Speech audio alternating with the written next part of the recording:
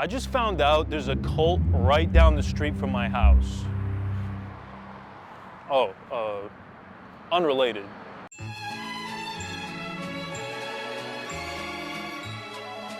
Hey, you guys remember 5 seconds ago when I said, I just found out there's a cult right down the street from my house. Well, that's not exactly true, because as it turns out, there are multiple cults within like a 10-mile radius of me. It got me thinking, how many cults are still active today, and how dangerous are they? So that's what this video is about, cults that are still around to this very day. And trust me when I tell you, some of them are gonna surprise you.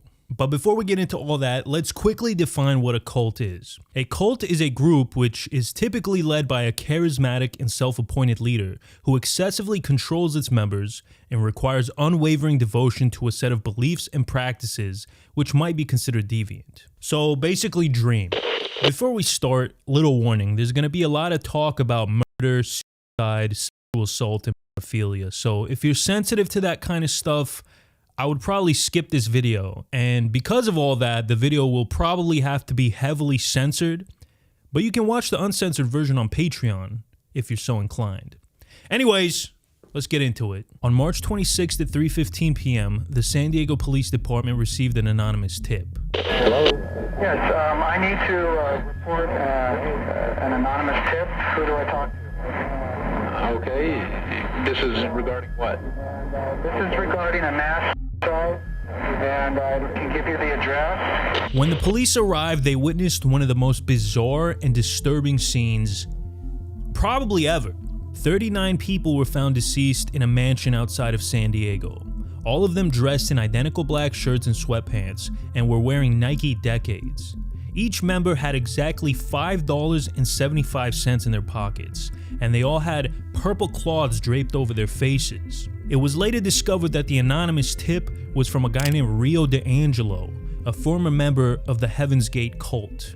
Now, when it comes to cults, Heaven's Gate is a certified hood classic. It was started in the 70s by Bonnie Nettles and Marshall Applewhite, aka T and Doe.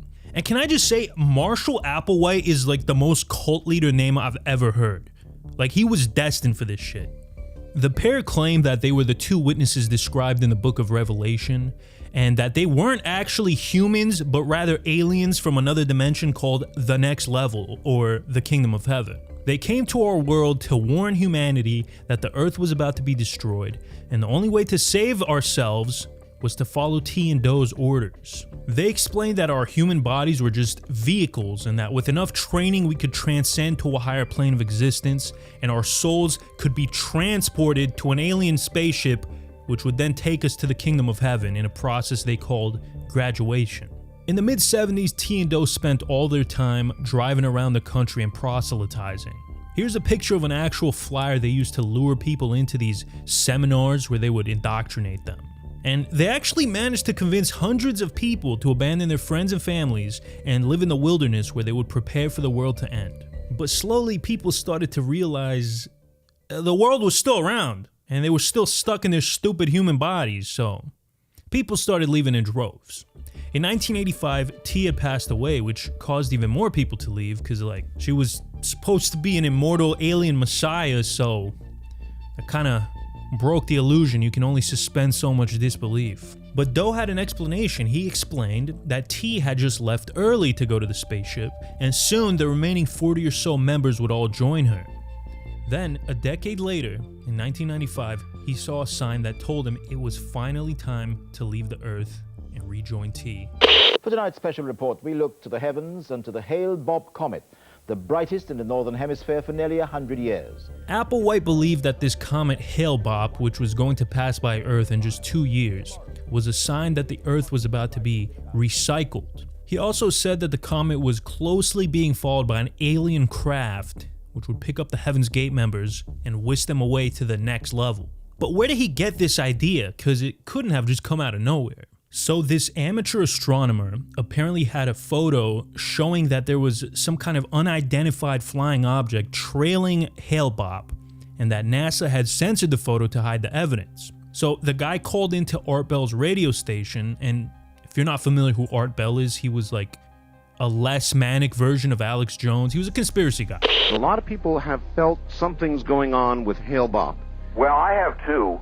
There's been a real lack of pictures from the Hubble Space Telescope or any big observatories. So that got me all the more curious. I can smell when they're Why would they do that? Perhaps they saw something they felt might disturb people. And now maybe you've got it on film. Yeah, although this thing, what I photographed tonight, this is a big thing.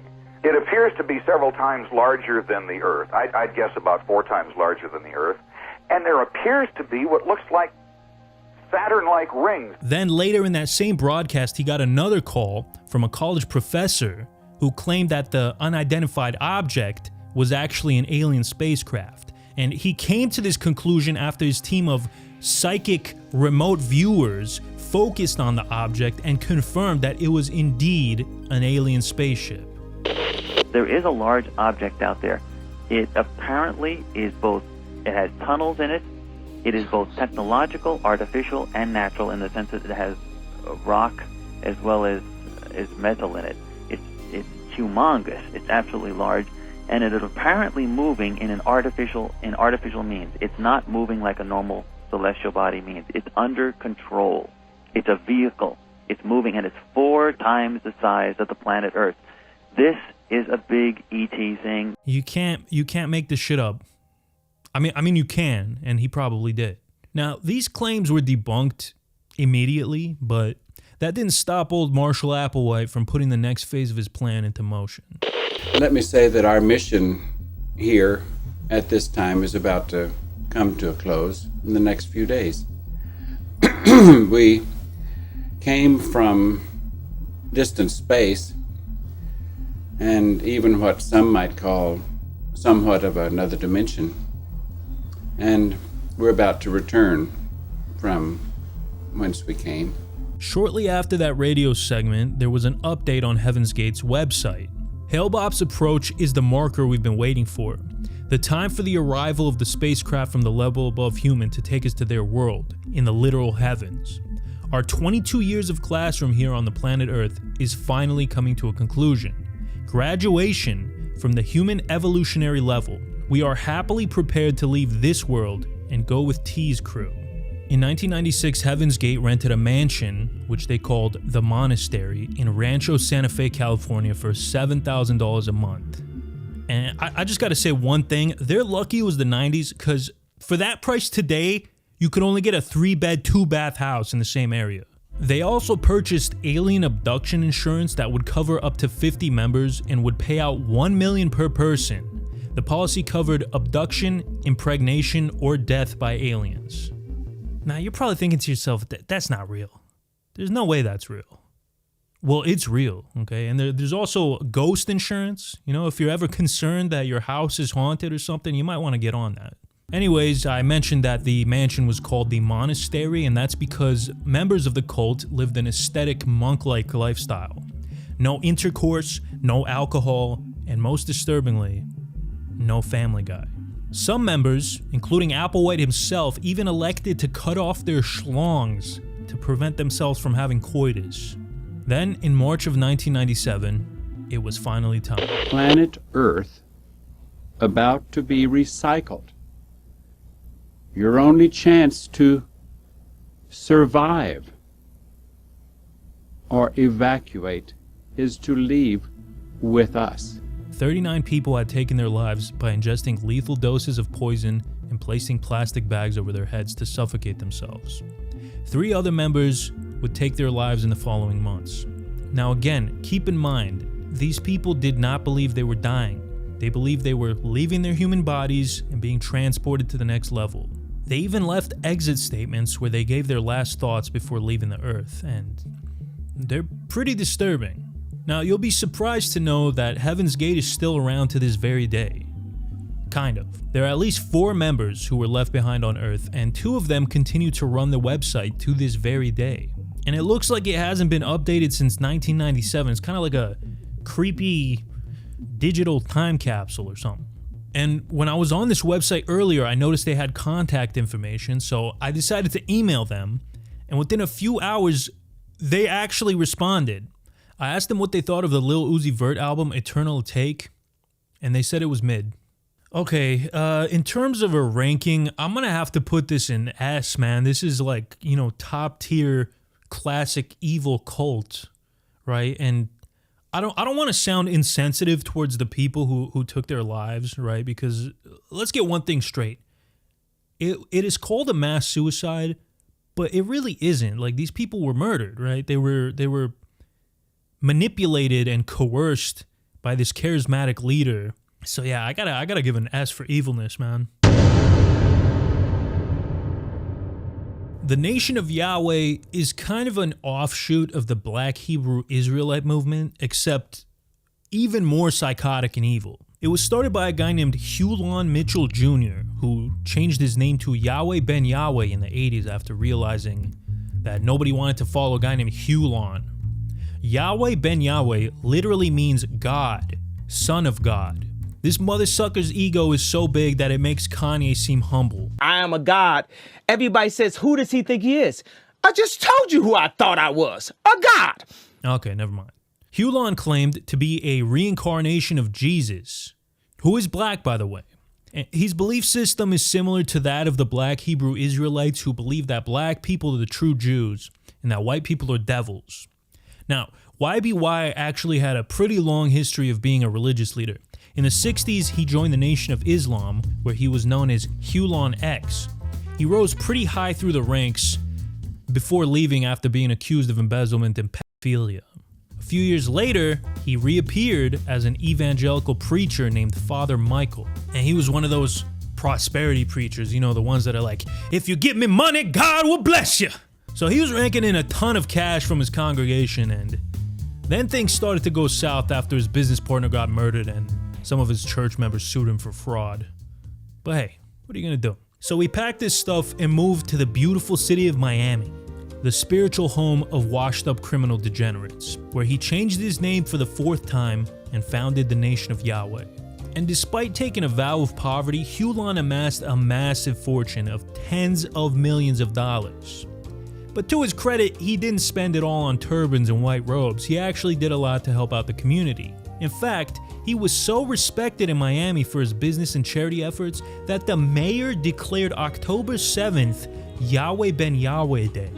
But then things started to get a bit murdery. On October 27th, 1986, Yahweh bought an apartment complex and evicted all of the residents to make room for his followers. 2 of the residents refused to leave. The next day, they were found dead. Not too long after that, a disgruntled ex-member of the sect was found in the Everglades, with his head missing. But the most disturbing thing of all is that YBY apparently ordered his followers to kill random white people around Miami and bring him their ears as proof. There were at least 4 of these murders committed by members of the Nation of Yahweh. The police initially thought it was some kind of demented serial killer, but it turns out it was actually an NFL player named Robert Rosier, who, after getting arrested, confessed to 7 killings and told police that YBY ordered him to do it. After Robert's confession, Hulon was indicted on conspiracy to commit murder and was sentenced to 11 years in prison. He was released in 2001 and died 6 years later. Now you would think that's it, you know? The guy died, it's over. But no, if you look on YouTube or Facebook, you'll notice that the nation is still going strong. They're still very active to this day. Now, they've toned down the rhetoric a little bit and probably aren't serial killing random white people anymore. I hope. But they're still around. I mean, this has all of the trappings of an evil cult. You got murder, you got manipulation, you got exploitation. It's classic. Gotta be an S. Lev Tahor is an ultra-Orthodox fundamentalist Jewish sect, and they're probably the most extreme sect in all of Judaism. And just to put it into perspective, they've been described by the Israeli media as the Jewish Taliban. Lev Tahor was established in the 90s by a rabbi named Shlomo Hellbrands. The group differed a lot from other ultra-Orthodox sects because they were extremely anti-Zionist, which made them very unpopular in Israel. So they decided to relocate to the United States. But that didn't last long, because in 1994, Shlomo fucking kidnapped a 13-year-old boy. The boy's mother sent him to Hellbrands to study for his bar mitzvah, and Shlomo just decided to take him, I guess. He was arrested and went to prison for 2 years, and then he was deported back to Israel, where, again, he was not very popular. So he claimed refugee status to get into Canada, and this is where multiple accusations of child abuse started to come up. Shlomo's own son Nathan accused the group of a bunch of horrible crimes, including beating children for the smallest offenses, tying girls up and locking them in basements for hours, removing children from their families, and forcing girls as young as 13 to marry grown men. And the list goes on. Lev Tahor denied all the allegations, but while they were being investigated, the group fled to Guatemala, because, you know, that's what innocent people do. They spent a few years roughing it in Guatemala until Shlomo drowned in a river during a ritual bath. His son Nachman then took over, and believe it or not, he was an even bigger putz than his dad. Under Nachman's leadership, the cult got even more strict and abusive. But luckily, he would only be leader for about 4 years, until 2021, where he got arrested for kidnapping. Like father, like son, am I right? Here's what happened. There was a dispute between Nachman and his sister. He wanted to marry off his 14-year-old niece to one of his pals who was in his mid-20s at the time. The girl's mother objected to the marriage because she wasn't a complete psycho, so she took her 2 children and escaped to the United States. Nachman was pissed. So him and the girl's husband went to the US and kidnapped the 2 children, then took them back to Mexico City. Thankfully, the FBI got involved and the 2 were arrested and later convicted of kidnapping. Currently, they're both in jail and looking at 10 years to life, but unfortunately, the cult still lives on and they're banging around in the Balkans somewhere. The funny thing is, they actually tried to claim refugee status in Iran.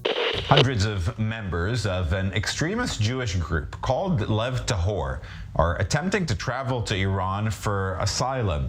Group leaders pledged allegiance to Supreme Leader Ayatollah Ali Khamenei. The Iranian's government official statement was, "What?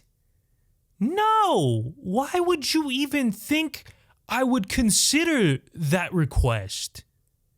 Absolutely ridiculous. No."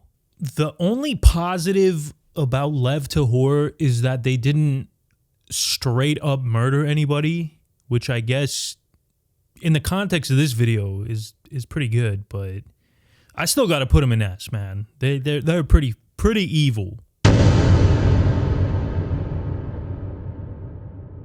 If you've ever been in the tea section of your local grocery store, you've definitely seen this brand. It's actually the #1 tea manufacturer in America. But what you probably don't know is that the company that makes it was founded by a cult, specifically a UFO cult. So let's back up a little bit. Celestial Seasonings was started by a guy named Mo Siegel in 1955, right after he discovered a mysterious tome known as the Urantia book. Apparently, the pages of this book materialized out of thin air over the course of 10 years.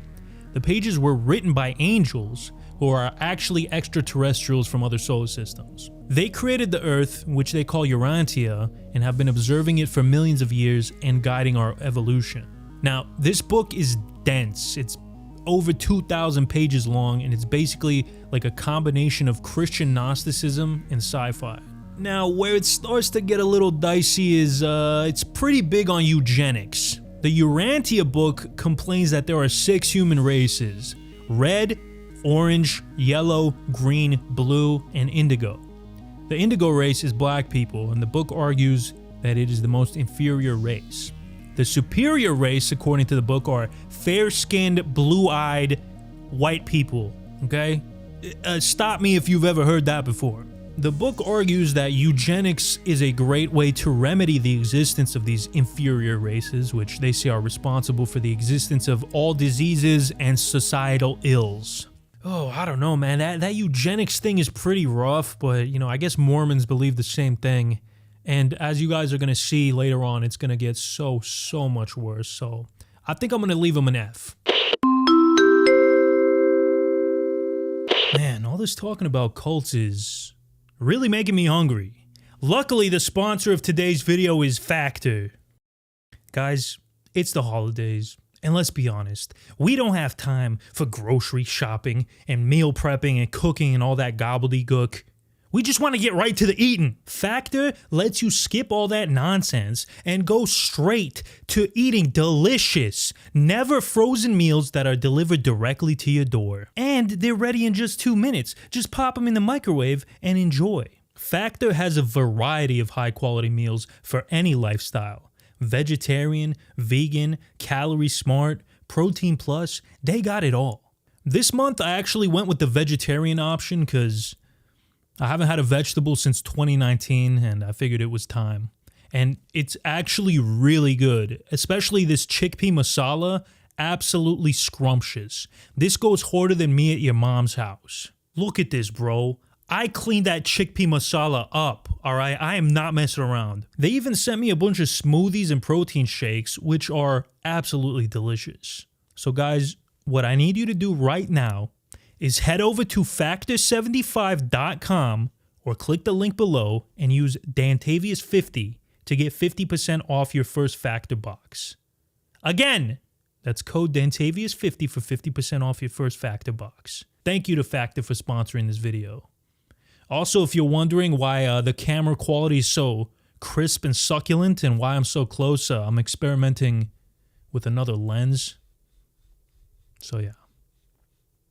Anyways, let's get back into the video. Schincheonji, aka New Heaven, New Earth, is a doomsday cult operating out of South Korea.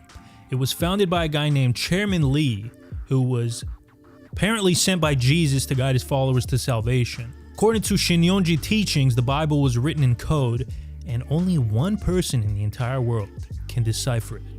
Our boy Lee. He says that the end of the world is coming soon and only 144,000 of his followers will be saved. The group rose to infamy after causing a massive COVID outbreak in 2020. The Schincheonji Church was linked to more than 5,200 coronavirus infections, which was 35% of the total cases in South Korea. Koreans were so pissed about this that 1.3 million of them signed a petition for the government to disband the organization. The government investigated the group, but cleared them of any wrongdoing for the COVID stuff. However, Lee was found guilty of embezzling $5 million to build himself a mansion. But I mean, come on, can you blame the guy? Doesn't a messiah deserve a dope-ass house with an infinity pool and a private movie theater? It's hard work being God's chosen. Despite those setbacks, Schincheonji is still going strong to this day with over 300,000 members, which really sucks for those 156,000 that aren't going to make it. How do they decide which one of the 144,000 gets saved? Do they draw straws, or how does that work? I don't know. Okay, so for these guys, I'm going to have to put in F. Like, yeah, he is manipulating his followers into giving him money. But at the same time, nobody died and no kids got diddled. So I consider that a massive W when it comes to cults. I might have to reassess this opinion later, but for now I'm going to put it in F. Anyways, 300,000 members might sound like a lot, but that doesn't even hold a candle to the next South Korean cult we're going to talk about.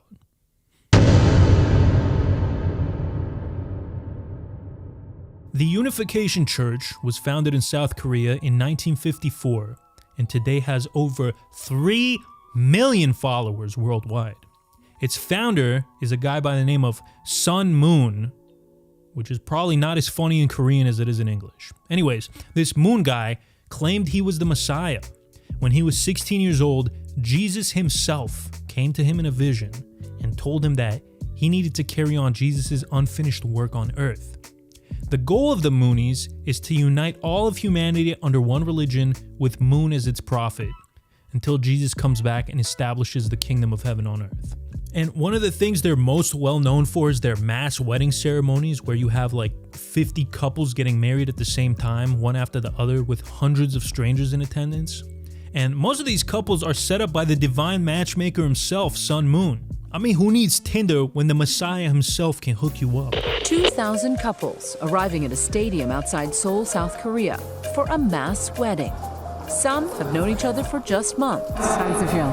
Excited, happy. Others for only a few days. She literally forgot her husband's name. Now, Moon passed away in 2012, but the UC is still going strong, and they have an insane amount of political power and influence. Not just in Korea, but all over the world. In the United States, they own the Washington Times newspaper. I bet you didn't know that. They also donate tons of money to conservative politicians all over the world, including Benjamin Netanyahu, Donald Trump, and former Japanese Prime Minister Shinzo Abe. As recently as 2021, they held a rally which Abe and Trump both attended. Now, Shinzo Abe and his family actually had very close ties with the UC going back decades, and this relationship would eventually get him killed. On July 8th, 2022, Shinzo Abe was assassinated in the middle of a campaign speech. The assassin confessed that the reason he killed Abe was because of his ties to the Unification Church, which caused his mother to go bankrupt because she had donated so much money to them. After that whole fiasco, the Moonies came under a lot of scrutiny because it was revealed just how entrenched they were in Japanese politics. They were also criticized for the predatory way they would beg for donations, and there were calls from the government to dissolve the Unification Church in Japan, but I don't think anything has come of it so far. Now, in terms of evil, I'm gonna have to put it in B, right in the middle, because if somebody would go so far as to assassinate another person because of what your church did to them, then they're pretty dang evil.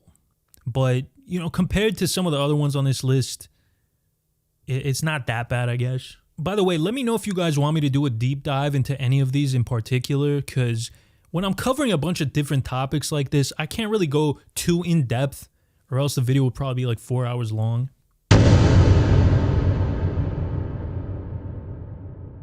Shoko Asahara claimed not only to be the reincarnation of Jesus Christ, but also the new Buddha.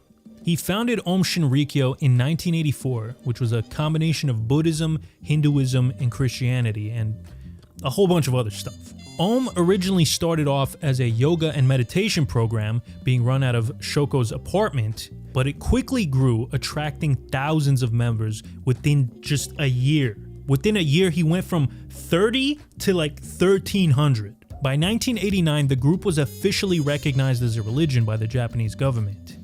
And you know what that means. No taxes, baby. Despite looking like he lived in a dumpster, Asahara was surprisingly charismatic, and he had this like air of mystery and enigma around him. And he had a lot of people convinced that he had mystical powers, like levitation.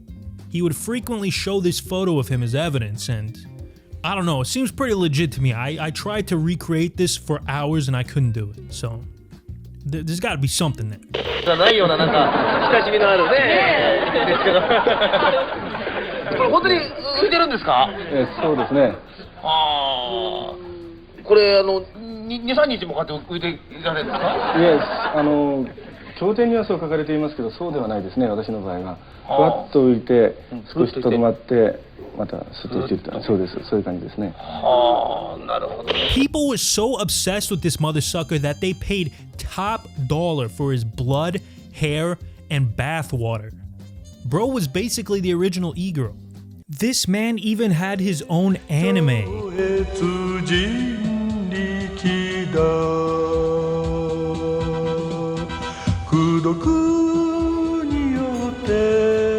Asahara wasn't content with just stealing money from his followers and forcing them to drink his blood. His message gradually became more and more violent. He started warning his disciples that World War III was around the corner and that it would lead to a nuclear war that would destroy most of the world. And of course, only members of Aum would survive. He planned to create an army and take over the Japanese government once the world turned into Fallout 4, and then eventually take over what was left of civilization. At some point, Asahara got sick of waiting for the nuclear apocalypse to start, and he decided to speedrun Armageddon. This is when Aum went from being a cult to a straight-up terrorist cell. They began stockpiling firearms, creating chemical weapons, and even assassinating their opponents. But it wasn't until 1995 that they would carry out their most infamous plot, the Tokyo sarin gas attack. It was rush hour when the sarin gas began to spread through Japan's subway system, released from plastic bags onto 5 crowded trains. 13 people were killed and some 6,000 others made violently ill in the attack. The attack took the lives of 14 people and injured thousands. All of the members involved were arrested, and Asahara himself was found guilty of 13 counts of murder. He was executed by hanging in 2018 along with 6 other members. But of course, that's not the end of the story. After Asahara's death, Aum changed its name to Aleph and currently still exists in Japan with over 1,600 members. There are also smaller branches in Russia and the Balkans. Alright, well, I'm gonna have to give this one an S, and it's pretty obvious why, I think. I'm surprised more people don't know about this one because the Order of the Solar Temple caused one of the biggest cult-related mass casualty events ever. October 5th, 1994, at around 11:55 p.m., the fire department was called to a remote farm in Switzerland. When the firefighters finally put out the fire, they were horrified at what they saw inside. 23 corpses were arranged on the floor in the shape of a sun. They were wearing white robes with red crosses on them, and many of them had black plastic bags over their heads. Among the deceased was a 12-year-old boy. So, what the hell happened? Well, to understand that, we gotta go back. What we do here is go back. And I'm talking really back, to the 1100s. The Knights Templar were a Christian military order originally established during the Crusades to protect Christian pilgrims from bandits. Templars were basically warrior monks who took vows of celibacy and poverty. Despite this, the order itself became extremely wealthy, owning castles, farms, entire fleets of ships, and the whole island of Cyprus. By the 1300s, they were one of the richest and most influential organizations in the world. But this meant that they also had a lot of enemies. One of those enemies was King Philip IV of France, who had been betting a lot of money at the racetrack and kept taking on bigger and bigger debts. And a big chunk of that debt was owed to the Knights Templar. So one day he decided to come up with a scheme to pay off his debt so genius that it would make Dave Ramsey proud. He made up a bunch of bullshit charges and had all the Knights Templars arrested and executed before taking all of their assets. The Pope then officially dissolved the order in 1312. Since then, a lot of people have been attempting to re-establish the Knights Templar. 2 of those people were Luc Jouret and Joe DeMambro, who in 1983 created the Order of the Solar Temple. And these people had a weird, convoluted belief system that was a mix of Christianity and New Age occultism. They also believed in reincarnation, and DeMambro himself claimed to be one of the founding members of the Knights Templar in a past life. At their peak, they had over 1,000 members that met in secret lodges all over the world where they conducted these creepy occult rituals. And this wasn't your typical cult that preyed on poor schmucks with no sense of purpose in life. They preyed on rich schmucks with no sense of purpose in life. Many of their members were rich and successful, and they donated generously, making Jouret and DeMambro insanely rich. And in typical cult fashion, they were also complete degenerates who frequently banged female members of the cult as well as the wives of male members. The duo was responsible for breaking up several marriages, claiming that none of the pairs were cosmically compatible, while they engaged in sexual encounters with the recently single wives on the side. As the years went on, DeMambro slowly started losing his grip on reality. By the early 90s, he was claiming that the apocalypse was right around the corner, and the Solar Order had to escape to a planet near the star Sirius. And the only way to do this was to destroy their mortal bodies so their souls could be transported there. This is very similar to what Heaven's Gate was saying, except this was before Heaven's Gate. These guys were the OG transport to another planet cult. Now, this is where it starts to get dark. In 1994, a big portion of the membership of the Solar Temple quit after former member Tony Dutate exposed the leaders for being frauds. The relationship between Tony and the higher-ups had been deteriorating for many months, but it wasn't until Tony gave birth to a son where shit really started to hit the fan. For some reason, Joe believed that Tony's son Emmanuel was the Antichrist, so he had him assassinated. Joe sent 2 of his goons to eliminate a fucking baby. And they did this by putting a wooden stake through his heart like a vampire, and then whacked both of his parents. L'Antéchrist, la seule façon de le tuer était un pieu au cœur. Et ça devait être fait par 2 chevaliers. The 2 knights then sent the parents home on fire. And this was not the end of the murder spree. A few hours after slaying the Antichrist, Dimambro decided that it was finally time to transit to their new planet. So on October 5th, Dimambro gave the order. It was time. A meeting was called at a farmhouse in Switzerland owned by the Solar Temple. A total of 23 people were gathered inside. 20 of them would later be found with gunshot wounds to the back of their heads. It's pretty clear that at least some of these people did not want to go out, but the more devoted members made sure that they did anyways. Not long after, another fire erupted in a cottage nearby. Inside was another horrible scene. This time there were 25 deceased, including Gillet and Dimambro themselves. Members of the cult's inner circle passed away from poisoning, while the rest were shot. Again, it's hard to say how many of these people were willing participants and how many were straight up murdered, especially when you consider that several of the victims were children, including Dimambro's own daughter. I wish I could say that things ended right there, but it's not even close to being over. The following year, on December 15th, more members of the French branch of the Solar Temple took their own lives so that they could transit to the other planet. Overseas now, the charred bodies of 16 people, including 3 children, were found today in a remote region of the French Alps. They're all believed to be members of the Solar Temple cult. It's the second time in 14 months that members of the cult have perished. Their bodies were found in a similar star formation, and then the house was set on fire by an automatic ignition system. In 1997, 5 more members were found in Quebec under similar circumstances. When it was all said and done, 74 people needlessly lost their lives because of these 2 psychopaths, making this one of the most deadly cults in history. And they're still around!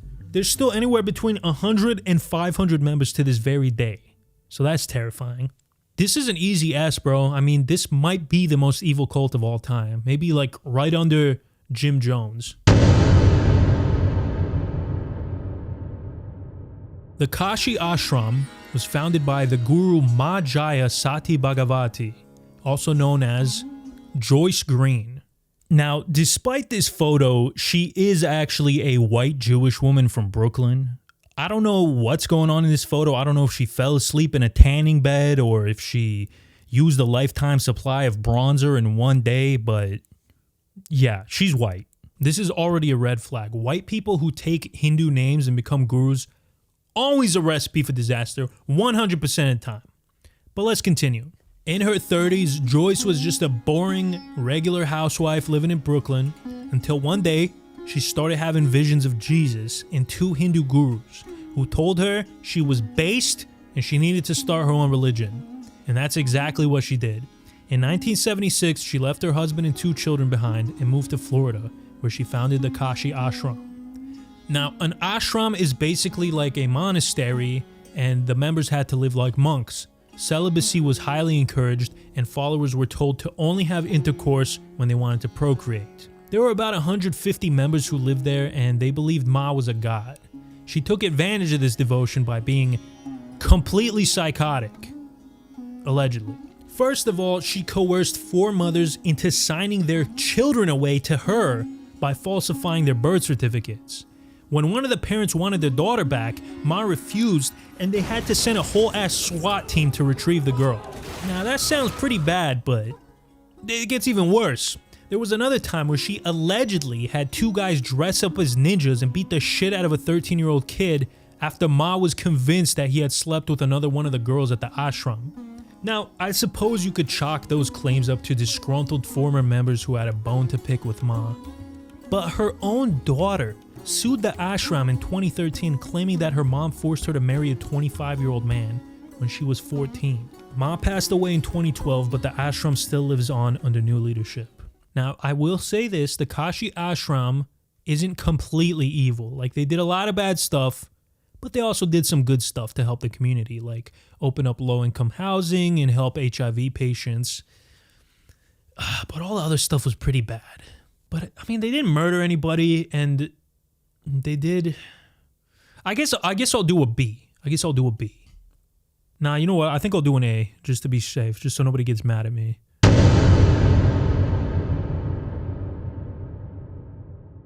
So there's this guy from New York, Keith Ham. One day after taking a bunch of LSD, he decided to go to India in search of spiritual enlightenment. You know what I've noticed? A lot of these cults start after someone takes LSD, so I think people need to stop taking LSD. Keith's goal in India was to find a guru to study under, but he had no luck. So he comes back to the United States and finally finds the guru he was looking for, a guy by the name of A.C. Bhaktivedanta Swami, the founder of the Hare Krishna movement. Keith left behind his old life and changed his name to Kirtananda Dasa, which apparently is Sanskrit for diddles little boys, because that's exactly what he did. But we'll get into that later. By the way, I apologize to the entire nation of India for my pronunciation. I'm just gonna call him Keith Ham from now on. Anyways, Keith Ham becomes one of the Swami's most trusted disciples. But eventually, he decides he's too good for the Hare Krishnas and started his own offshoot branch. Eventually, Ham bought his own farm and started his very own ashram and appointed himself as the spiritual leader. And from there, it's the same story we've been hearing again and again in this video. He gains a bunch of followers, uses his charisma to brainwash and manipulate them, they give him more money, he becomes rich and powerful, then he starts doing a bunch of up and horrible things, which in this case, unfortunately, involved young boys. First of all, he was caught fornicating in an RV with one of his young Malaysian disciples in what came to be known as the Winnebago incident. This actually made the news throughout the Hare Krishna community. I even found an article about it on their official website with the title, Kirtananda and his fucking boy enjoying homo sex. After this incident, the larger Hare Krishna community wanted nothing to do with him. He was officially excommunicated. But this wasn't the only incident. Two of his followers threatened to expose him for his diddling tendencies. So this mother sucker responded by having them whacked. Man, this guy was a real schmuck. Luckily, the whole murder situation got the attention of the authorities, who later charged him with racketeering, mail fraud, and conspiracy to commit murder. Keith was in trouble. There was a high probability that he was going to spend the rest of his life in prison. If he was going to get away with this, he needed to hire a top-notch defense attorney. That's when he found Alan Dershowitz, famous for representing some of the most upstanding citizens of this country. Mr. Ham was looking at 30 years in the can, but thanks to the fine legal work of Alan Dershowitz, he was only found guilty on one count of racketeering and was sentenced to 12 years, but only served 8. Upon his release, he went to India, where he would name a successor before he passed away in 2011. Keith Ham, he's got to be an S. Definitely S. I mean, kid diddling is an automatic S. This might be the biggest cult in the world.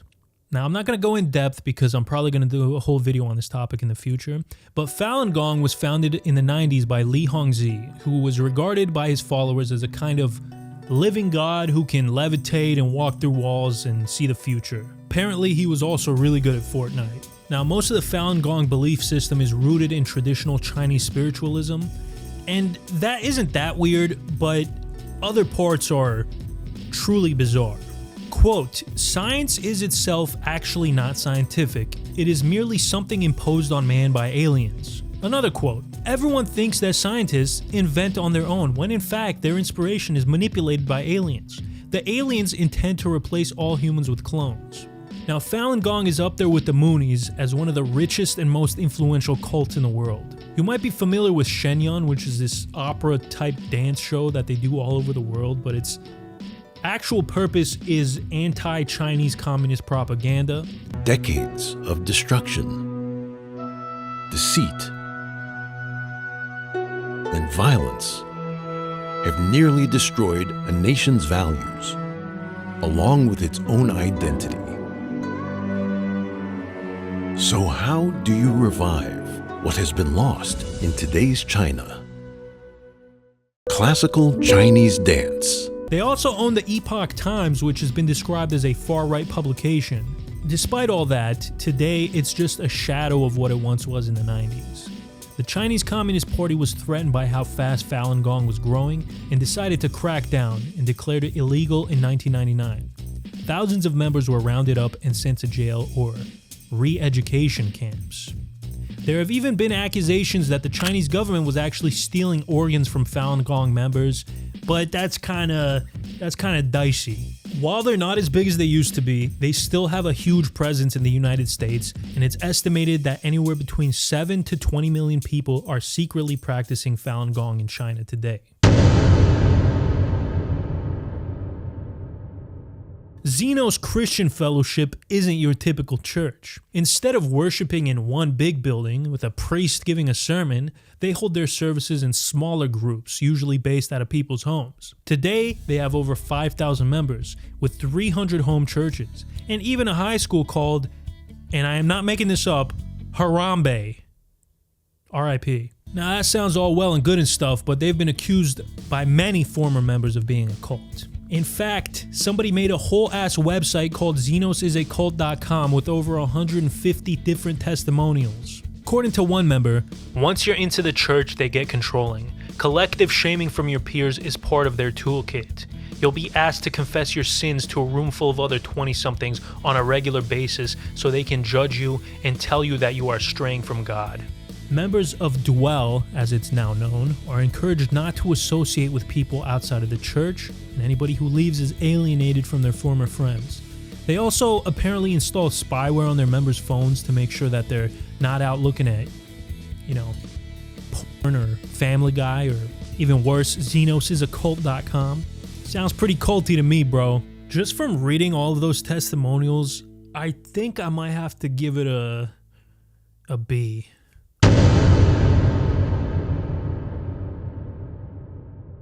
On December 13th, 1973, Claude Vorelhorn had an encounter with an extraterrestrial who informed him that Earth and its inhabitants were actually created by an alien race known as the Elohim 25,000 years ago.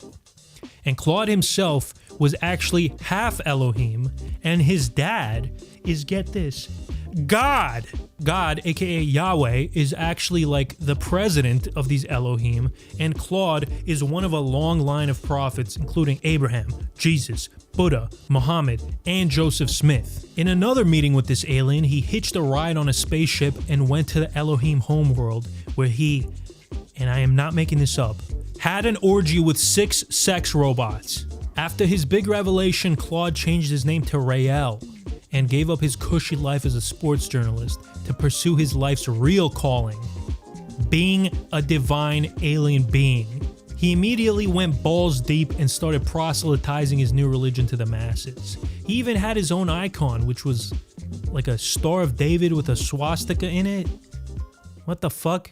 Raelians anticipate the Elohim will return to Earth to officially sanction Raelism as the dominant world religion. The primary goal of the movement is to build an embassy in Israel to welcome the foreign delegation of the Elohim. Such is the mission of Rael and those who have decided to help him, the members of the International Raelian Movement. Your country could be the host of this embassy and benefit from the tens of billions of dollars that it will bring in additional revenue. The host country will also forever have the prestige of being the one who dared welcome those who created us, and in doing so, will offer a very great service to humanity. They also believe that human cloning is the first step to achieving immortality. So in 1997, they actually started a cloning company, Cloning, which claims to have produced 13 clones, including the rapper Kid Buu. I'm being 100% serious right now. Kid Buu is a Raelist who claims to be a clone. Like through the creation and synthesis in DNA that we can live like immortal. Through clones and transfer our consciousness. I'm a living proof now. What happened with my first gen is they took the skull because he initially had written in a will to the Raelian movement that if something were to happen to him, they can ship the skull over immediately to Clonaid. So they can remove a fragment of bone that's located here. And in this fragment of bone, it stores all of your memories and consciousness. And with that, they can make a sufficient replica of yourself, a reproductive version of you, including your memories. And I gotta say, if this is true, if Kid Buu is the result of cloning, we gotta shut this whole thing down immediately. I mean, these mothersuckers could have cloned Kanye. They could have made a less anti-Semitic version of Kanye, but they gave us Kid Buu instead. Now, I think I should mention that they refuse to let anyone verify their cloning experiments, so I would take these claims with a gram of salt. You know, as far as cults go, this one's really not that bad. diamonds all in my tooth. Okay, never mind. They're going in S. The Family International might be the most disturbing cult ever. It's kind of like a combination of communism, Christianity, and extreme horniness. According to their website, the family is committed to spiritual development, humanitarian assistance, and of course, making the world a better place. Which they failed miserably because there have been hundreds of accusations of physical abuse, sexual abuse, pedophilia, and a whole list of other horrendous crimes. And when you see the guy who founded the group, it'll start to make sense. I mean, look at this schmuck. He looks like Santa Claus if he was addicted to meth and also diddling kids. The group lived in communes separate from regular society and tried to maintain an old world version of Christianity, which I guess in Berg's view meant having copious amounts of intercourse. According to him, God loves coitus and the devil hates it. So pretty much any form of intercourse was encouraged. This included swinging, incest, and pedophilia. And I must have skipped over that part of the Bible because I don't remember it talking about any of this stuff. The family recruited its members by a practice known as flirty fishing, which is basically when the ladies of the group would go out and seduce men into joining the cult, which apparently was extremely effective. By the late 70s, the group had thousands of members all over the world, including, famously, Joaquin Phoenix's family. And it wasn't only appealing to horny dudes. A lot of free-spirited hippies were interested in the communal lifestyle and the spirituality aspect of it. But it wouldn't be long before people started to realize how horrible and depraved this cult was. A lot of people left and started talking to the media about the abuse that was rampant in these communes. Aside from the pedo stuff, there was also physical abuse as well. Verity Carter was part of the Children of God, as it was known back then, as a kid, and she said, "There were heavy consequences if you failed to keep that smile and say the things you were meant to say." She also said she was repeatedly beaten and whipped for the smallest transgressions. Since the 70s, the group has changed their name a bunch of times, and Berg died in '94, leaving his wife Karen Zarby to take over the cult. And she's currently running it to this very day. And excuse my language, but this woman is a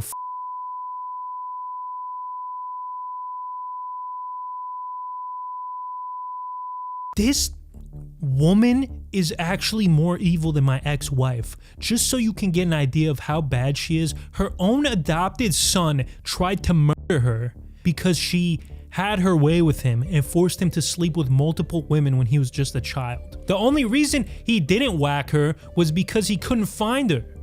But in 2005, he did end up whacking another one of his abusers and later taking his own life. This is 100% an S. Researching this actually pissed me off. I'm pissed off just talking about it.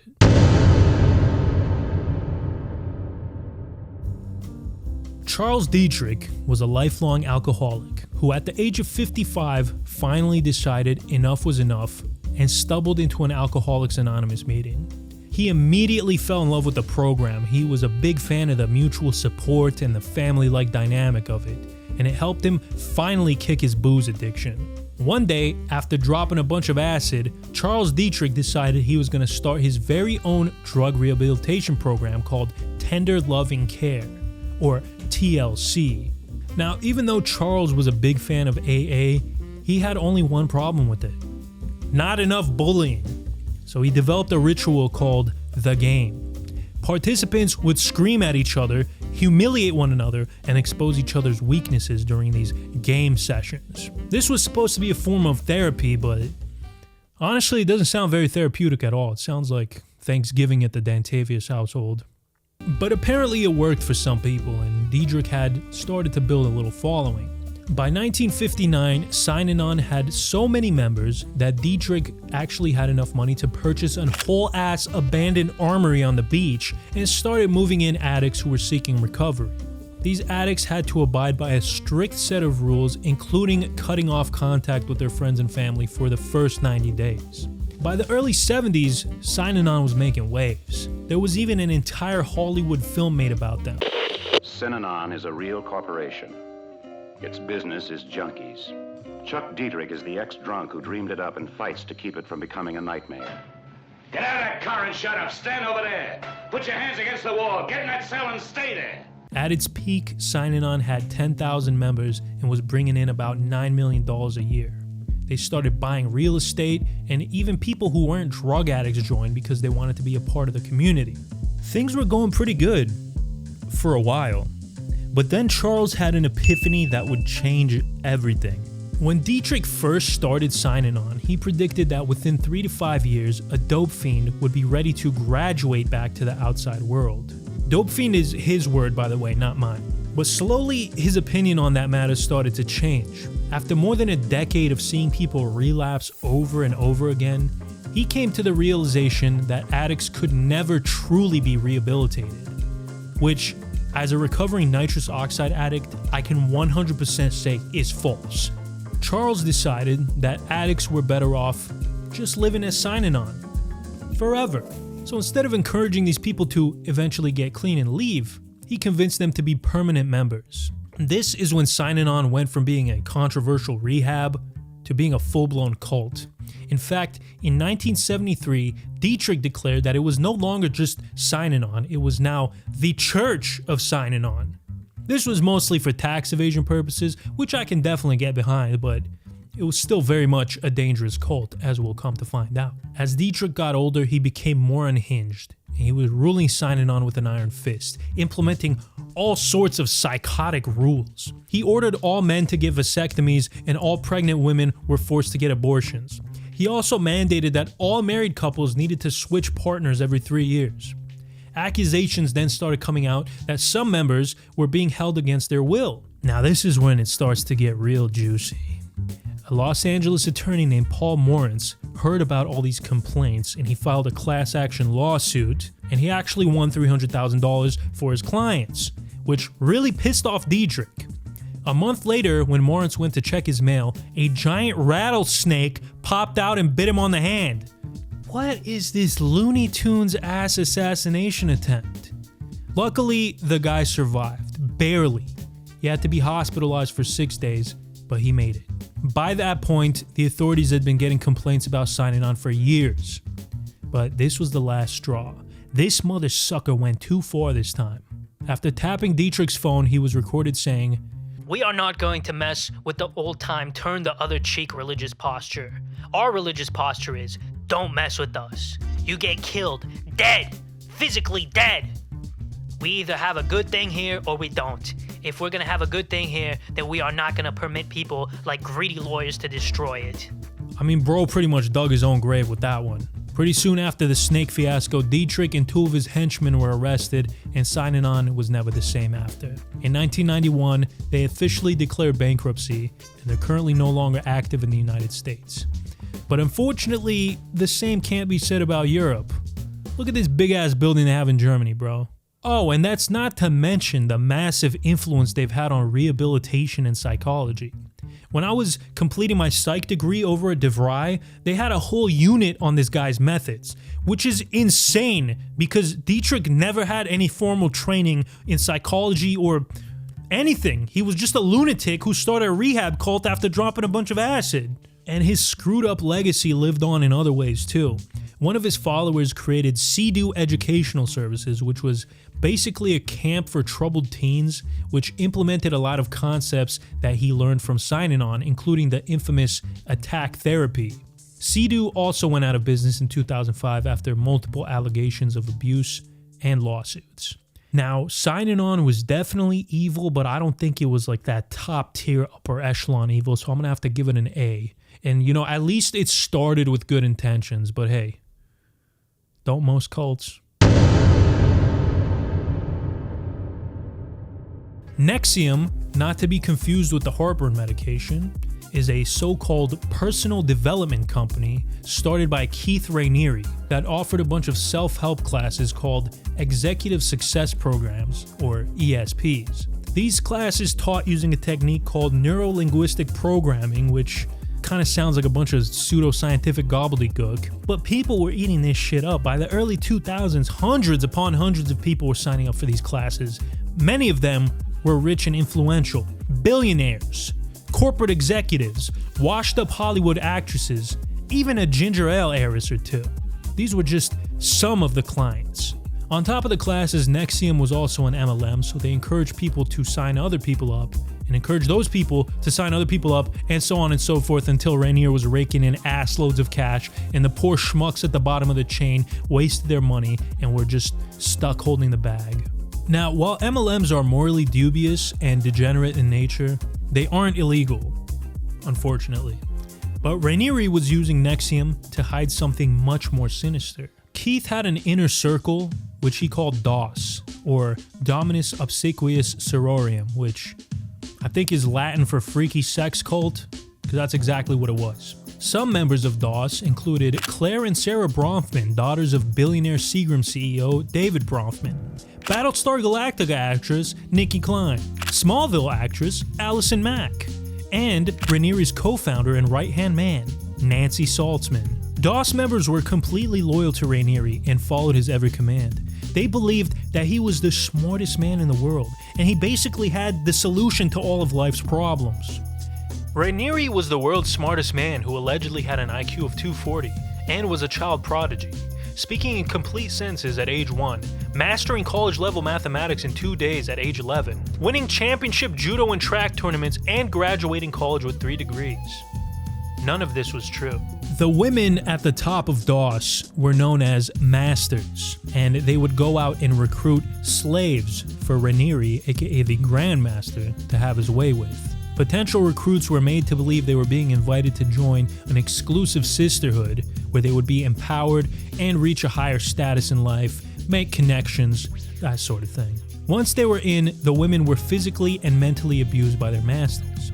According to court documents, DOS slaves were subjected to a severely abusive environment, which included caloric deprivation, sleep deprivation, arduous physical labor, performance of menial tasks, and a variety of punishments for any failure to fully comply with their master's commands. Slaves were also required to clean their master's homes, shop for their groceries, buy gifts for their masters, do their work for them, and some slaves to be available for coitus with Rainieri on demand. The slaves were also branded with Keith Rainieri's initials on their pelvic area. Now you're probably thinking to yourselves, what was making these women take all this abuse? Why didn't they just leave?